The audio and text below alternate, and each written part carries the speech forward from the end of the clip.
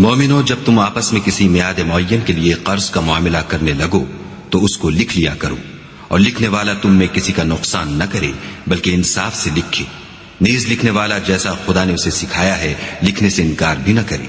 اور دستاویز لکھ دے، اور جو شخص قرض لے وہی دستاویز کا مضمون بول کر لکھوائے، اور خدا سے کہ اس کا مالک ہے خوف کرے، اور زر قرض میں سے کچھ کم نہ لکھوائے۔ اور اگر قرض لینے والا بے عقل یا ضعیف ہو یا مضمون لکھوانے کی قابلیت نہ رکھتا ہو تو جو اس کا ولی ہو وہ انصاف کے ساتھ مضمون لکھوائے، اور اپنے میں سے 2 مردوں کو ایسے معاملے کے گواہ کر لیا کرو،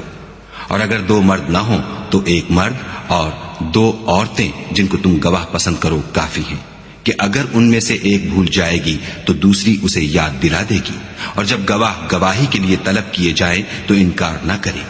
اور قرض تھوڑا ہو یا بہت اس کی دستاویز کے لکھنے لکھانے میں کاہلی نہ کرنا، یہ بات خدا کے نزدیک نہایت قرین انصاف ہے،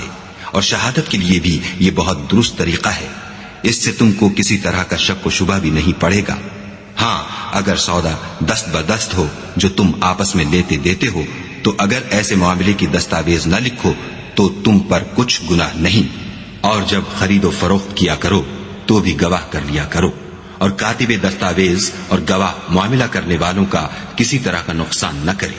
اگر تم لوگ ایسا کرو تو یہ تمہارے لیے گناہ کی بات ہے، اور خدا سے ڈرو اور دیکھو کہ وہ تم کو کیسی مفید باتیں سکھاتا ہے، اور خدا ہر چیز سے واقف ہے۔ اور اگر تم سفر پر ہو اور دستاویز لکھنے والا نہ مل سکے تو کوئی چیز رہن باقبضہ رکھ کر قرض لے لو، اور اگر کوئی کسی کو امین سمجھے یعنی رہن کے بغیر قرض دے دے تو امانت دار کو چاہیے کہ صاحب امانت کی امانت ادا کر دے، اور خدا سے جو اس کا پروردگار ہے ڈرے۔